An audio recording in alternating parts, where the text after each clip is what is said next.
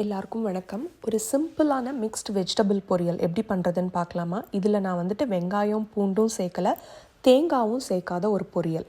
இதுக்கு நெய் எண்ணெய் ரெண்டுமே சேர்த்து அதில் கடுகு ஜீரகம் தாளிச்சுக்கோங்க.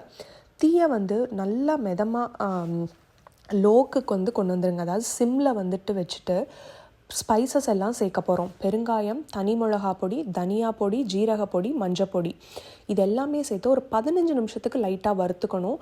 இது எகெயின் தீ நல்லா சிம்மில் இருக்கணுங்க, ஏன்னா கரிஞ்சிடக்கூடாது நம்மளுக்கு இந்த ஸ்பைசஸ் எல்லாம்.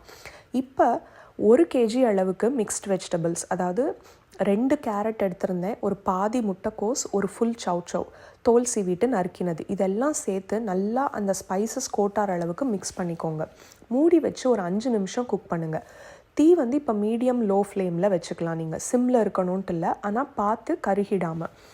அதுக்கப்புறமா 5 நிமிஷம் கழித்து 2 டீஸ்பூன் அளவுக்கு உப்பு இல்லை தேவையான அளவு உப்பு சேர்த்து கிளறிட்டு திரும்ப மூடி வச்சு குக் பண்ணுங்கள் ஒரு 3-4 நிமிஷம். இப்போ பார்த்திங்கன்னா உப்பும் சேர்த்துருக்கிறதால நல்லாவே தண்ணி விட்டுருக்கோம்.